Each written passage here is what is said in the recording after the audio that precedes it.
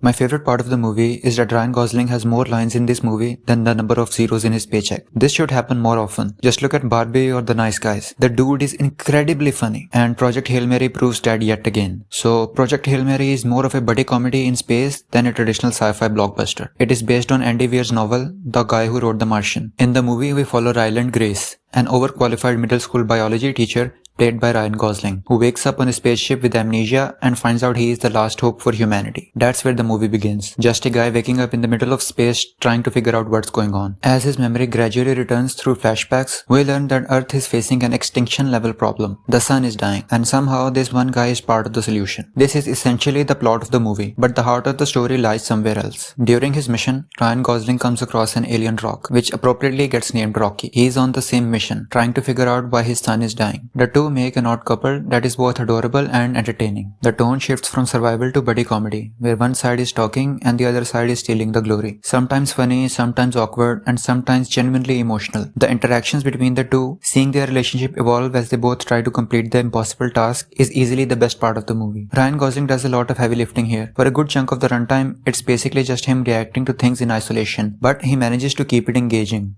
balancing humor, frustration, and some heavy emotions without it ever feeling forced. The movie also looks pretty good. It doesn't have that overdone CGI feel to it where you can feel the green screen messing with your sanity the entire time. You can tell there was an effort to make things feel real, and I appreciate that. There is a ton of humor in here as well, but not at the cost of the story. The laughs never undercut or overshadow any of the gut punches the movie throws at you. And since this is a sci-fi movie, it has a fair bit of science in it. But a lot of those sciencey moments feel like sudden epiphanies rather than something our main character worked for and figured out. In The Martian, whenever Matt Damon's character would figure something out or solve a problem, those moments had a certain impact and sense of accomplishment that wasn't entirely present in this movie. That does not mean they are bad. They're just not as good. At the same time, the movie isn't exactly short. It runs close to 2 hours and 40 minutes, and the pacing can feel uneven. Some sections move too quickly, while others linger longer than they need to, which creates this odd situation where it feels like certain parts needed more time, while the overall movie maybe needed less. It is not enough to break the experience, but it is noticeable. That said, when the movie slows down for the right reasons, especially during the communication and bonding between Ryan and Rocky, they never overstay their welcome. Those scenes have a kind of sincerity that's hard to fake, and they end up being the most memorable parts of the film, aside from that karaoke number. By the end, Project Hail Mary lands less as a traditional sci-fi blockbuster and more as a story about friendship and cooperation. So where does Project Hail Mary land on your funny scientist alone in space movie tier list? And which Andy Weir adaptation is your favorite? Whatever it is, comment below to let me know, and like and subscribe to see more. Okay, thank you.